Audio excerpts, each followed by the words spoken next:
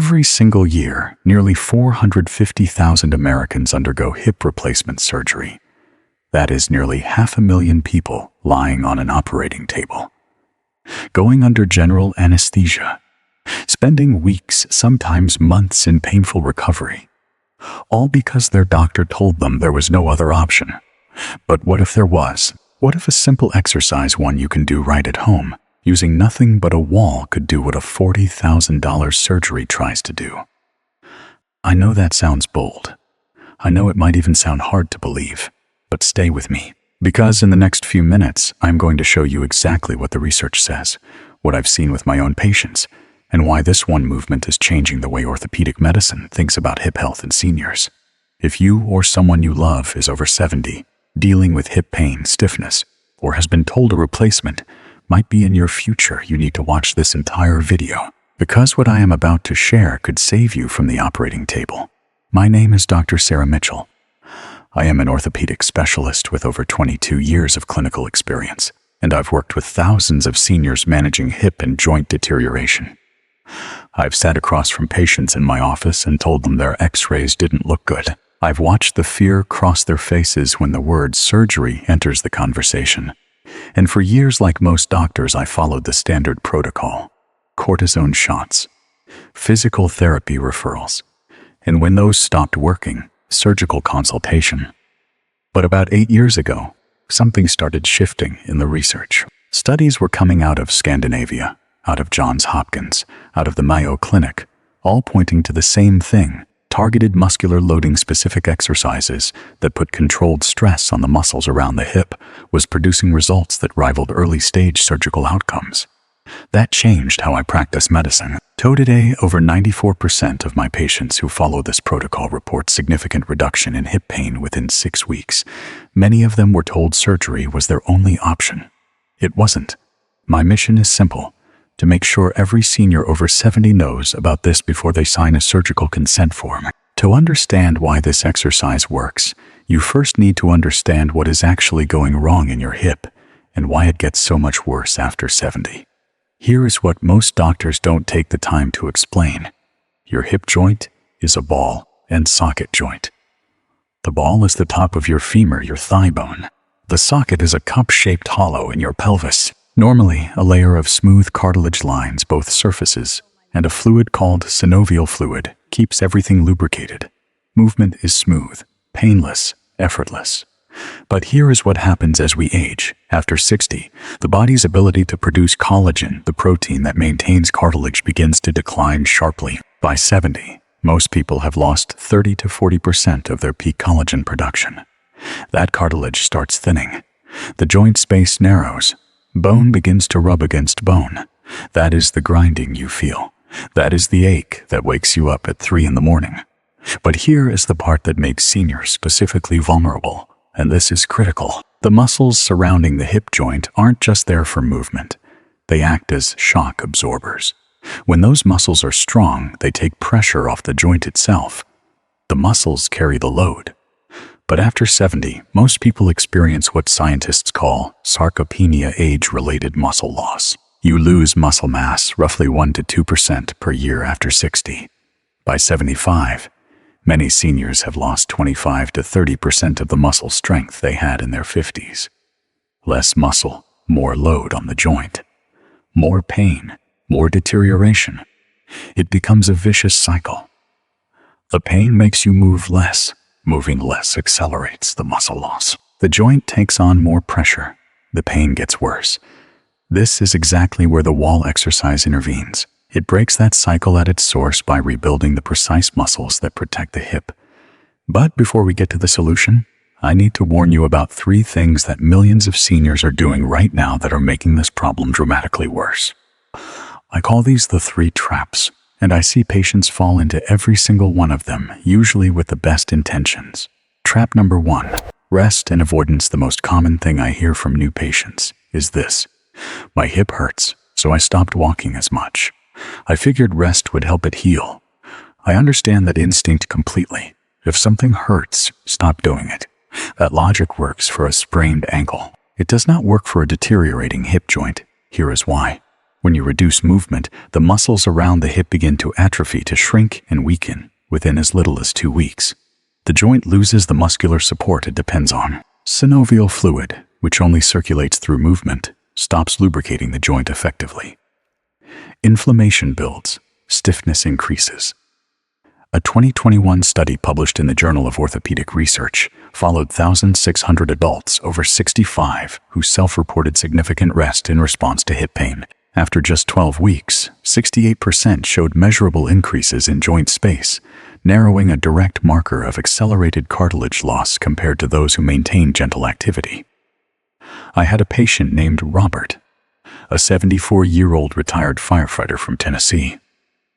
Strong man his whole life. When his hips started hurting, he stopped his daily walks, stopped gardening, spent most of his time in his recliner. By the time he came to see me 4 months later, he'd lost significant muscle mass in both legs, and his pain had nearly doubled.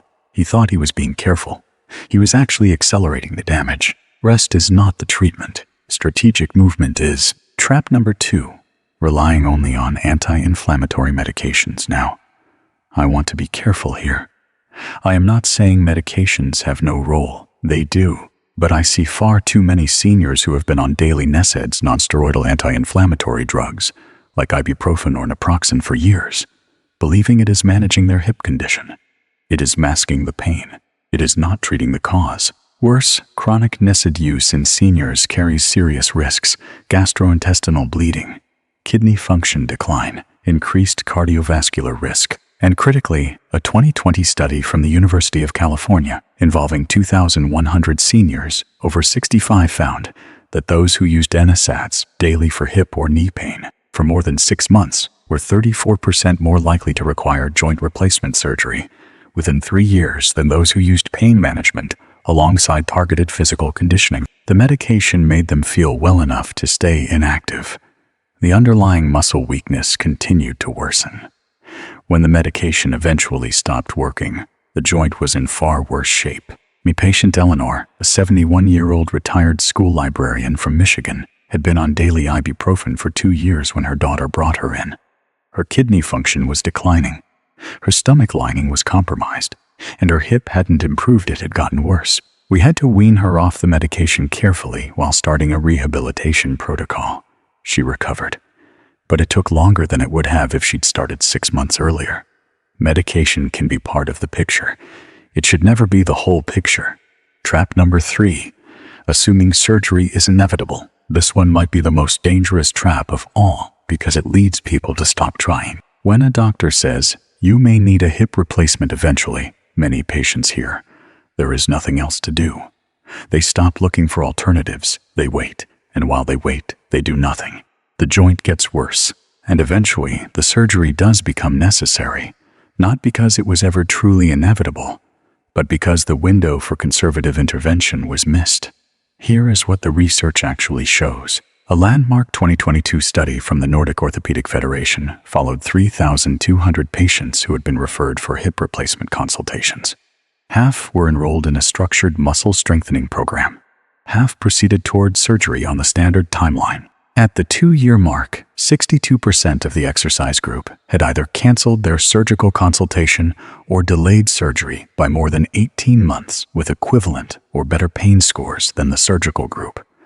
Surgery is sometimes the right answer, but it is far less often the only answer than patients are led to believe. Before I show you exactly how to do this exercise, and I will walk you through every single step, I want to pause for just a moment. If what I've shared so far resonates with you, if you or someone you love has been dealing with hip pain, has been told surgery might be coming, or has fallen into one of those 3 traps, I want you to do something for me right now. Leave a comment below. Tell me where you are watching from. Tell me how long you've been dealing with hip pain. I read every single comment, and your story might help someone else feel less alone. And if this video is giving you information you've never heard from your doctor, please hit the like button. It takes 2 seconds, and it tells YouTube this information is worth sharing with more seniors who need it. If you haven't subscribed yet, please do. Every week, I publish research-backed content, specifically for men and women, over 60 practical, actionable health information that your doctor doesn't always have time to explain. You can hit the bell icon to make sure you never miss a video. Now, let's talk about the solution. The exercise at the center of everything I am about to describe is called the wall sit. You may have heard of it. You may have even tried it years ago. But what I am going to teach you is not a standard wall sit. It is a specific, medically adapted version that has been optimized for seniors over 70, based on the latest research in isometric loading and hip joint rehabilitation. Let me break it down into 3 components. Component 1, the foundation wall sit. What it is: a static isometric hold against a wall that simultaneously activates the quadriceps, the gluteal muscles, the hip abductors, and the stabilizing muscles of the lower back, all of the major muscle groups that support and protect the hip joint. How it works physiologically: when you hold this position, those muscles are under sustained, low-impact tension. Unlike walking or climbing stairs, there is no impact force going through the hip joint, yet the muscles are being challenged and strengthened. This is called isometric loading, muscles working hard without the joint taking damage. Think of it like charging a battery without running the engine. You are building muscular strength and endurance in a way the joint can tolerate.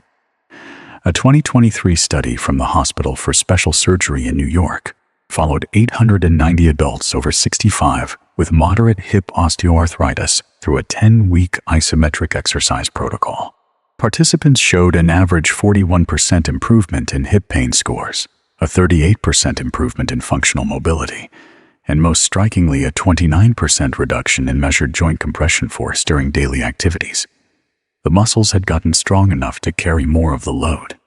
The joint was under less pressure. The pain went down. The exact how-to: stand with your back flat against a smooth wall.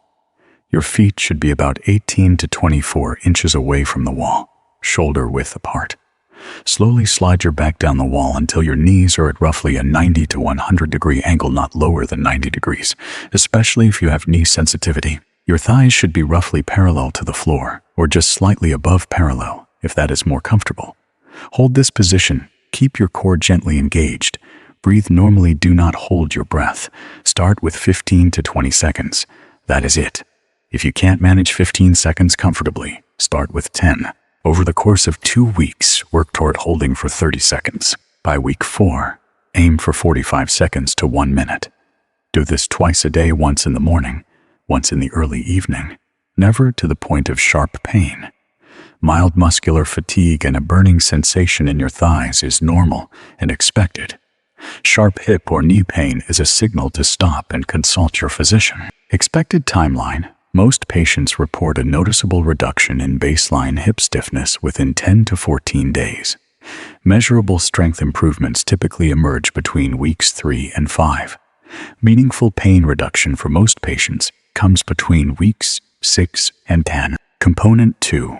The wall hip hinge. What it is: a standing movement performed against the wall that specifically targets the posterior chain, the gluteus maximus, the hamstrings, and the deep external rotators of the hip. These are the muscles most responsible for hip joint stability during walking, climbing stairs, and getting up from a chair.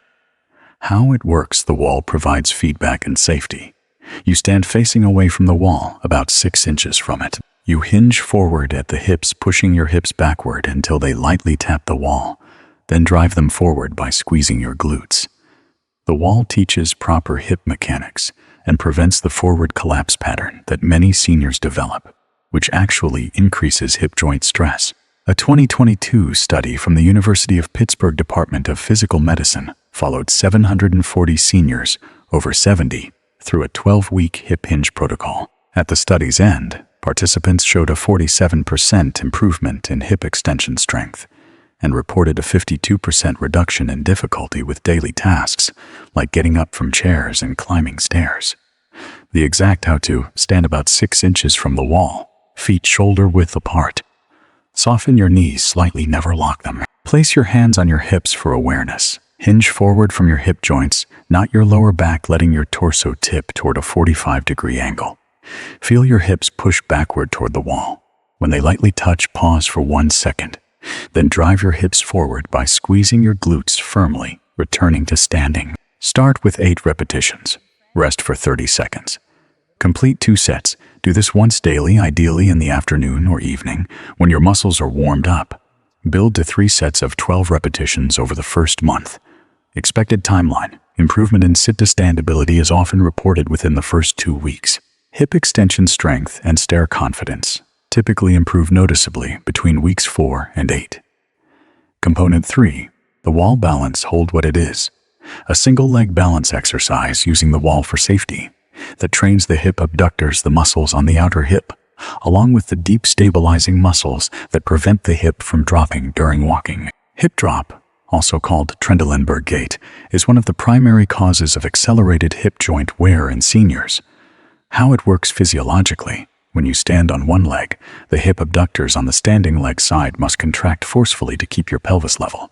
In seniors with weakened abductors, the opposite hip drops. This creates a torque force across the hip joint that wears cartilage unevenly and dramatically.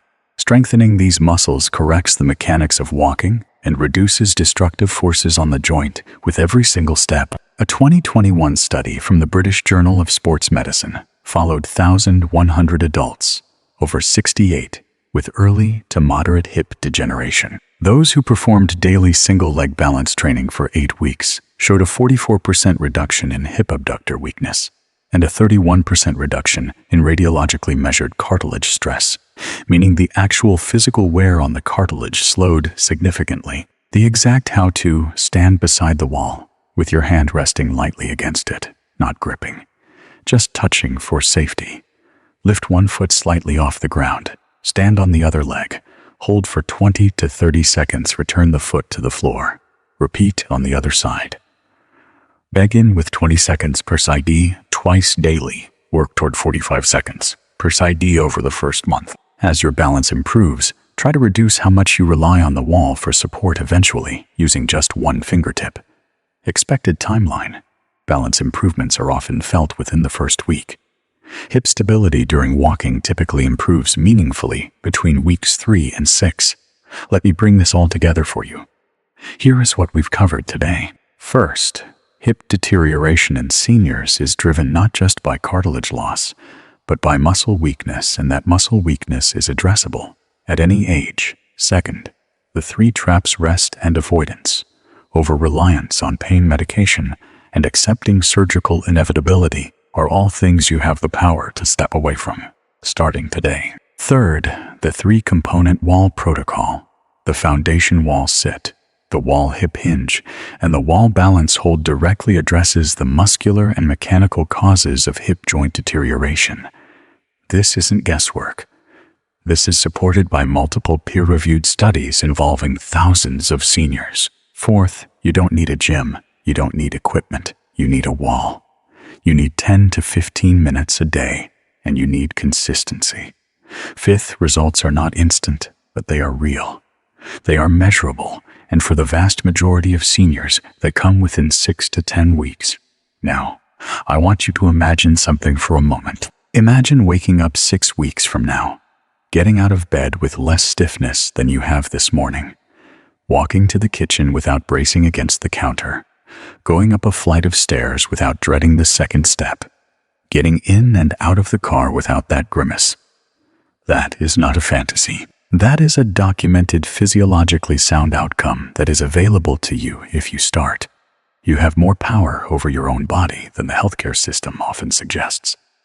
Surgery has its place, but your muscles, your own muscles, the ones responding right now to every breath you take, are capable of far more than most people realize. You are not too old. The research is clear. The mechanism is understood. The protocol works. Start today.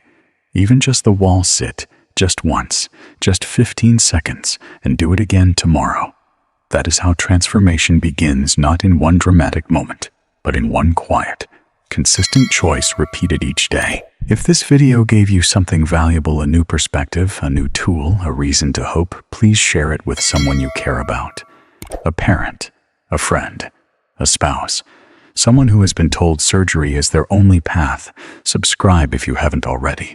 Every week, I am here with practical, research-backed guidance for living well over 60, because you deserve health information that actually helps. I am Dr.